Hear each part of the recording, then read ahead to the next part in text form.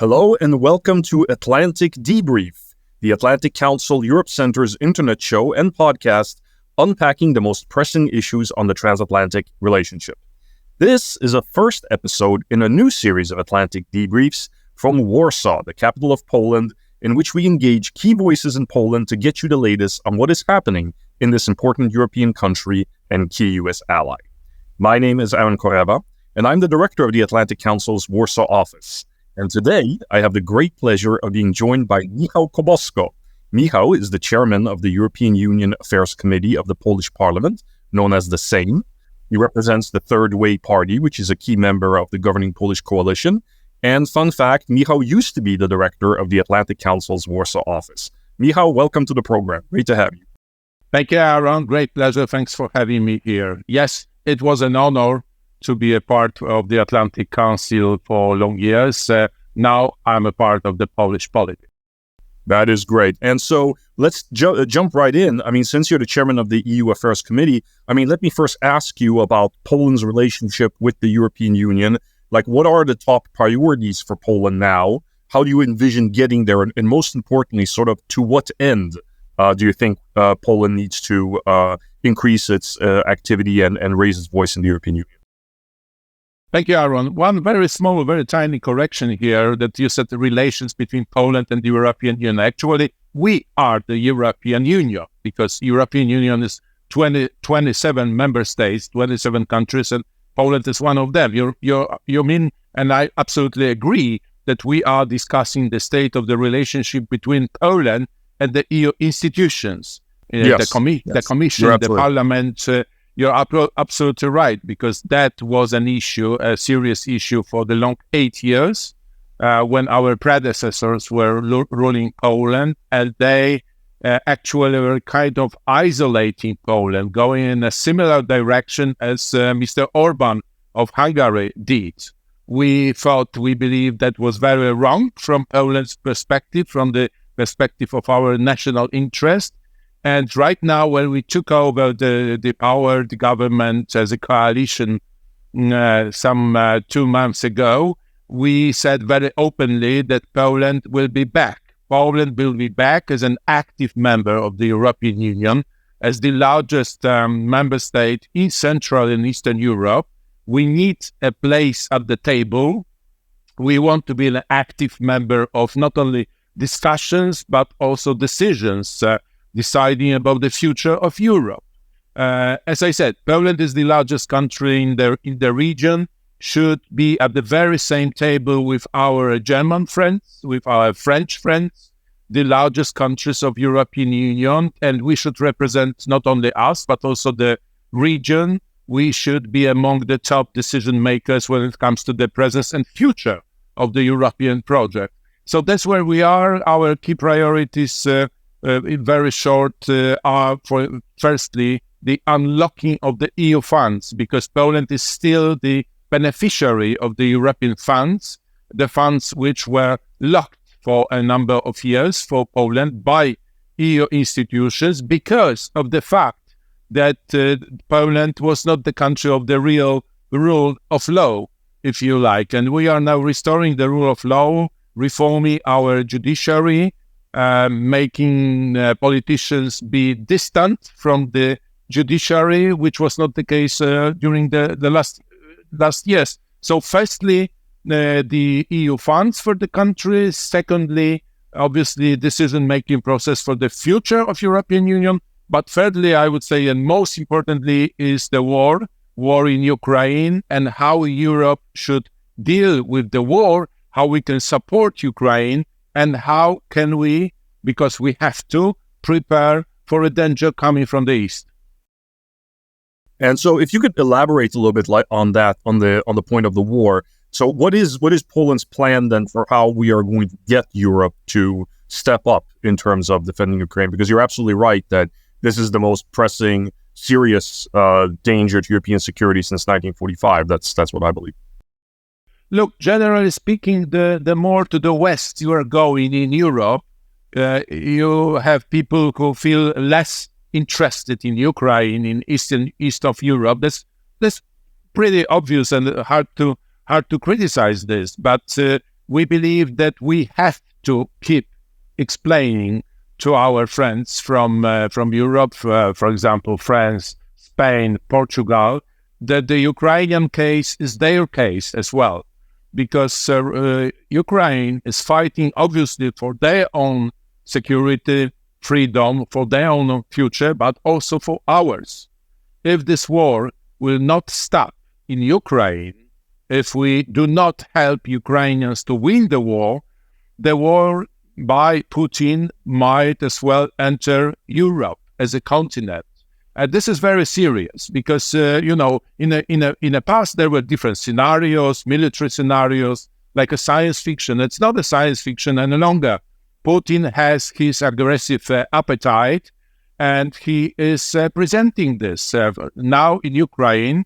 But once he feels that he's winning the war in Ukraine, he might easily move to the next step. And third step, unfortunately, is the Baltic states, is Poland, is Romania, is Georgia and Moldova. I would say the region in Central and Eastern Europe, which is at real risk now. So what we have to do, first, we have to spend much more than we do. And Poland here is a very positive example on our own defense. Poland is spending right now over 4% of our GDP, which is pretty unique on the continent here for defense. We are modernizing our armed forces. We are preparing to be ready for the dangers. Secondly, we have to keep persuading our friends, both from the west of Europe, Western Europe, but also from the US, including the US Congress, that you need to keep your aid, your help to Ukraine, keep flowing. Otherwise, there are really black scenarios ahead of us. So it's right now, it's right there that we have to help stopping Mr. Putin from going westwards and for going further, with his aggressive ambitions for the region and for the continent. This is where we are now. Couldn't agree more. You mentioned France and Germany at the beginning. Of course, there was recently a meeting of the Weimar Triangle. I understand that this is a priority for the new Polish government. So why is this relationship so important, and where again do you vision it going? Look, these are three absolutely different countries, obviously, of Europe, with different interests, different agendas, different also, I would say, qualities of the armed forces and ability to defend these countries. But altogether, these three countries make and will be making key decisions when it comes to the directions of the development of European Union. We know that in today's politics, sometimes the French have some problems reaching out to the Germans and having a fully understanding, and the same vice versa with Germans going to the French. So they both need us, need Poles in this triangle. And we believe that once we restart deciding, because we had it in the past, we were discussing, the three of us. Unfortunately, our predecessors in Poland did not have interest in running the Weimar Triangle and in getting consensus with the French and German side. We believe this is a key, this is crucial for the whole of the continent to cooperate closely, and specifically when it comes to the Russian threat and the Russian danger coming from Putin's side.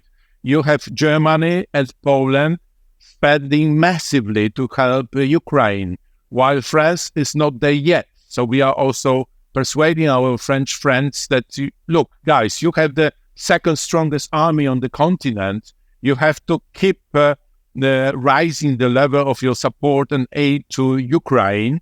And we are listening closely to what President Macron is saying, and we absolutely share and agree with what he's saying. We just believe that France should be delivering much more than it is until now.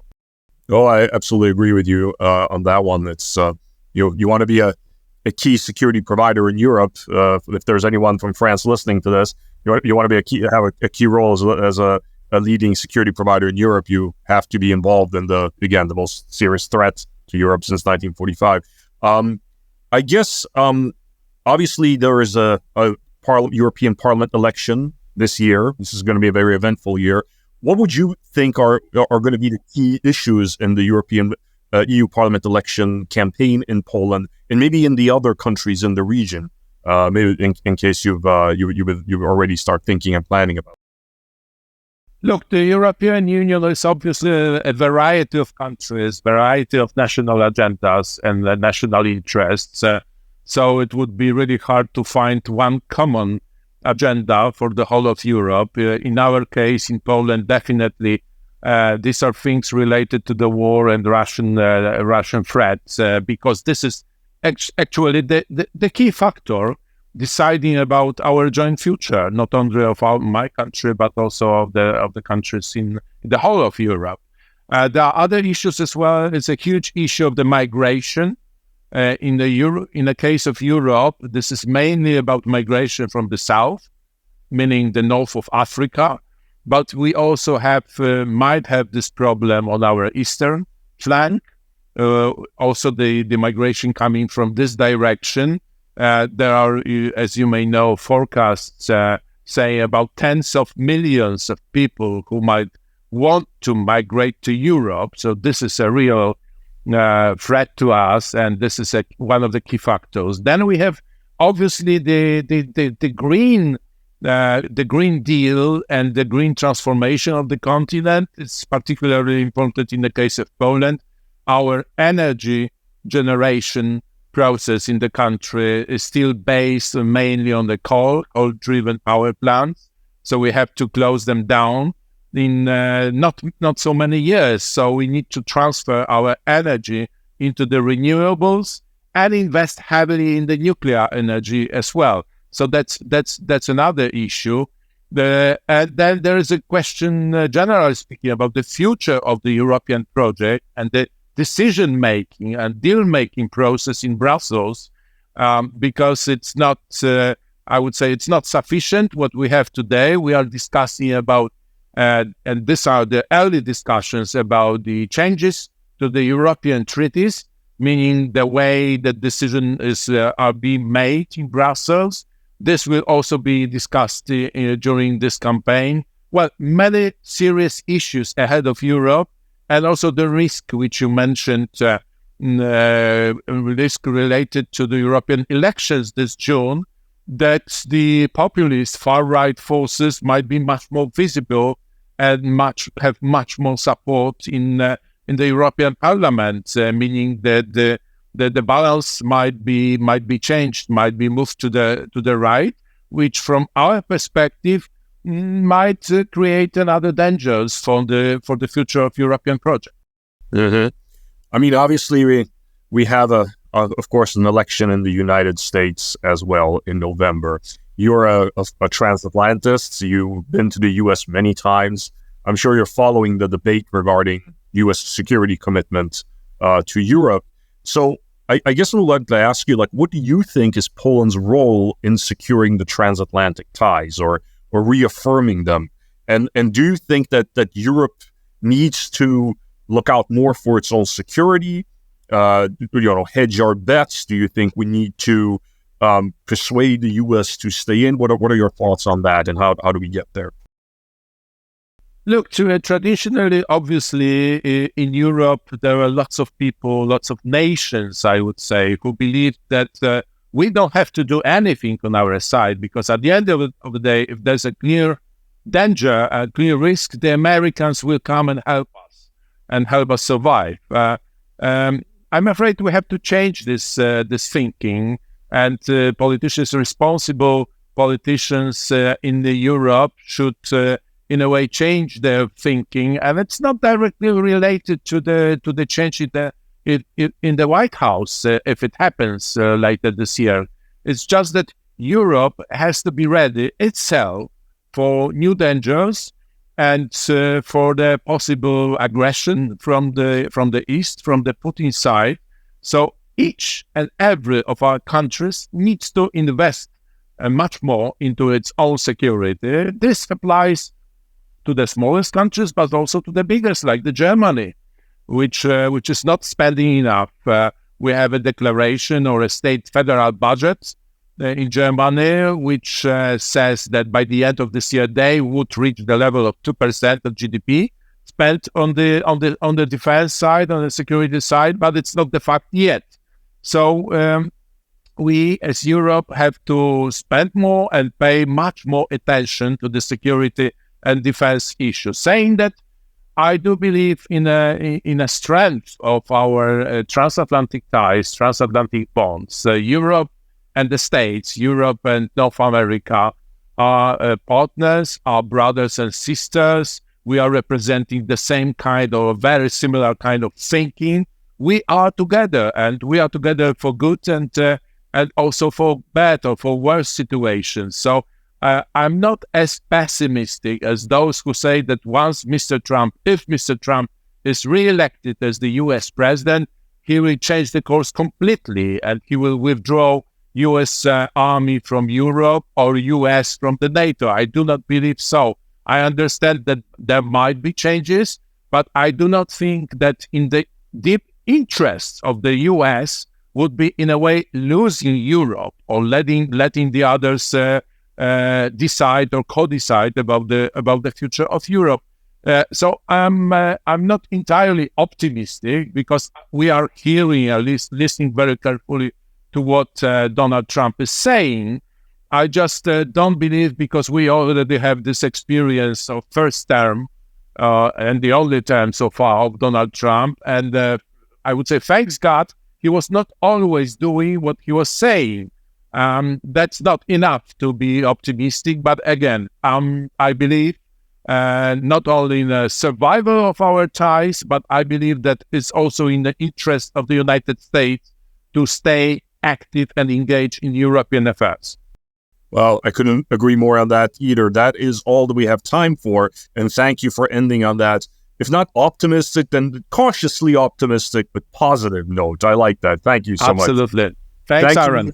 Thank you, Michał Kobosko, Chairman of the EU Affairs Committee of the Polish Sejm. Thank you for joining us for Atlantic Debrief. Thank you for watching. Thank you so much, and have a good day.